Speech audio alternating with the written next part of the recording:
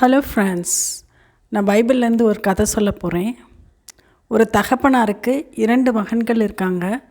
அதில் ஒரு மகன் அவரோட சொத்தை பிரித்து கேட்குறான்.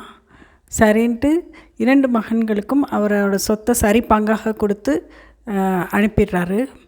கொஞ்ச நாள்லேயே அந்த 2வது மகன் அந்த சொத்துக்களை வாங்கிட்டு வெளியூர் தூர தேசத்துக்கு கிளம்பி போயிடுறான். அங்கே போய் எல்லா பணத்தையும் கொஞ்சம் கொஞ்சமாக செலவு பண்ணிடுறான். அதுக்கப்புறம் அந்த நாட்டில் பஞ்சமும் வருது.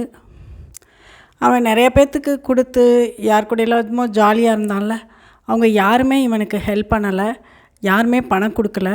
கொஞ்சம் கொஞ்சமாக எல்லா பணமும் போய் அவன் அப்புறம் பன்னியோட கொட்டிலில் போய் அது சாப்பிட்ற அந்த தவிடை சாப்பிட்டுட்டு இருந்தான்.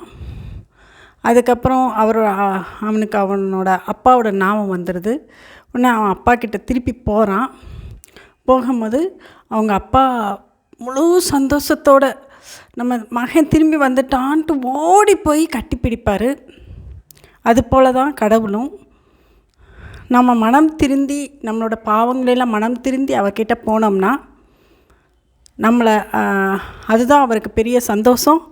நம்மளை தழுவி அரவணைச்சுக்குவார் என்று கூறி விடைபெறுகிறேன். நன்றி, வணக்கம்.